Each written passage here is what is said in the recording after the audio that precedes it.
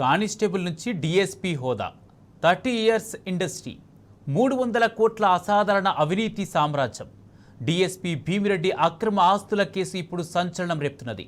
Corruption sensation Bhimireddy వెనుక ఏదైనా శక్తి ఉందా?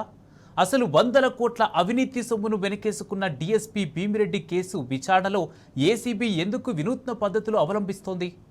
భీమిరెడ్డిని అరెస్టు చేయకుండా నోటీసులతో ఎందుకు సరిపెడుతున్నారు? Let's watch the story.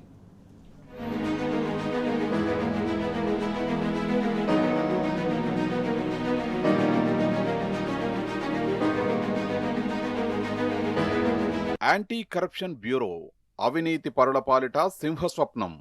గతంలో ఎంతో మంది నేర సామ్రాజ్యాలను బట్టబయలు చేసింది. 3 దశాబ్దాల చరిత్రలో ఎంతో మంది అవినీతి పరుల్ని కటకటాల వెనక్కి నెట్టింది. 70 ఏండ్ల వయసున్న ఈఎన్సీ అధికారిని సైతం అరెస్టు చేసి అవినీతి సంపాదనపై నిగ్గు తేల్చింది. కానీ latest corruption sensation DSP Bhimireddy కేసులో మాత్రం ఏసీబీ వినూత్నమైన వింతైన పద్ధతుల్ని అవలంబిస్తోంది.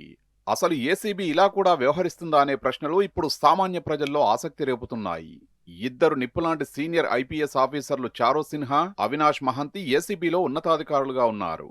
అయినప్పటికీ డీఎస్పీ భీమిరెడ్డి కేసులో ఏసీబీ అవలంబిస్తోన్న వింత పోకడలే ఇప్పుడు సంచలనం రేపుతున్నాయి.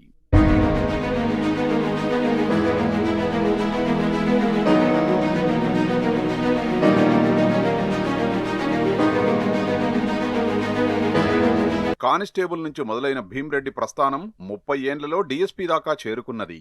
ఈ 30 ఇయర్స్ ఇండస్ట్రీలో 300 కోట్ల సంపాదనే ఇప్పుడు సెన్సేషన్ గా మారింది. ఏసీబీ చరిత్రలో ఇది మరో సంచలనాత్మక కేసుగా మారింది. భీమిరెడ్డి అక్రమాస్తుల కేసుకు సంబంధించి సోదాలు నిర్వహించిన ఏసీబీ ఇప్పటికే దాదాపు 300 కోట్ల రూపాయల అక్రమ సంపాదనను అధికారికంగా ధృవీకరించింది. ఉదయం 5 గంటల నుంచి రాత్రి దాకా సోదాలు జరిపిన ఏసీబీ భీమిరెడ్డి ఆస్తుల చిట్టాను బయటపెట్టింది.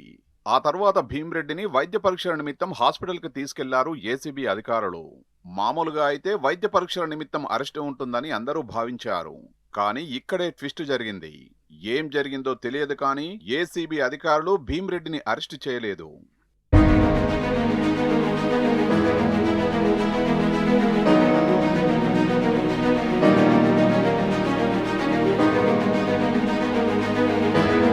భీమిరెడ్డి దగ్గర పెద్ద ఎత్తున బినామీల చిట్టా దొరికిందని, ఆ బినామీలు ఎవరనే విషయం తేల్చేందుకు దాదాపు 45 గంటల సమయం పడుతుందట.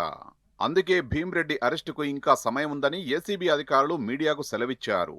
అందుకే వైద్య పరీక్షల తర్వాత ఏసీబీ అధికారులు నోటీసులిచ్చి భీమిరెడ్డిని పంపించేశారు. ఒక కానిస్టేబుల్ నుంచి డీఎస్పీగా ప్రమోట్ అయిన పోలీస్ అధికారి 300 కోట్లు నీతిగా సంపాదించడం అసాధ్యం. అంటే ఖచ్చితంగా డీఎస్పీ భీమిరెడ్డిది అవినీతి సంపాదనే. ఇంత హైలీ కరప్టెడ్ కేసులో భీమిరెడ్డిని అరెస్టు చేయకపోవడం పలు అనుమానాలకు తావిస్తున్నది. ఏసీబీ అధికారులు చెబుతున్న విషయాలపై కూడా ఎన్నో సందేహాలు కలుగుతున్నాయి.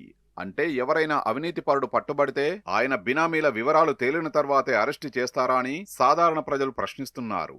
భీమిరెడ్డిని అదుపులోకి తీసుకొని కూడా ఆ పని చేయొచ్చు కదా అన్న క్వశ్చన్స్ లోనూ లాజిక్ ఉందనిపిస్తోంది.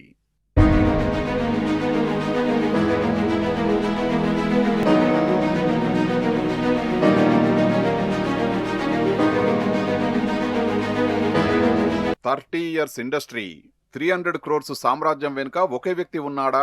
అసలు భీమిరెడ్డి వెనుక ఏదైనా శక్తి ఉందా? బలమైన వ్యక్తుల సపోర్ట్ లేనిదే ఇంతకాలం 100 కోట్లు వెనకేసుకున్నాడా? అసలు భీమిరెడ్డి వెనుక ఉన్నదెవరు? ఈ ప్రశ్నలు ఇప్పుడు ఆసక్తి రేపుతున్నాయి.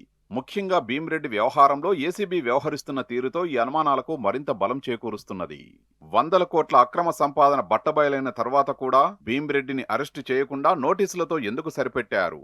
భీమిరెడ్డి అరెస్టును అడ్డుకున్న మరో అజ్ఞాత శక్తి ఎవరు? ప్రస్తుతానికి ఇవన్నీ $1 మిలియన్ క్వశ్చన్స్.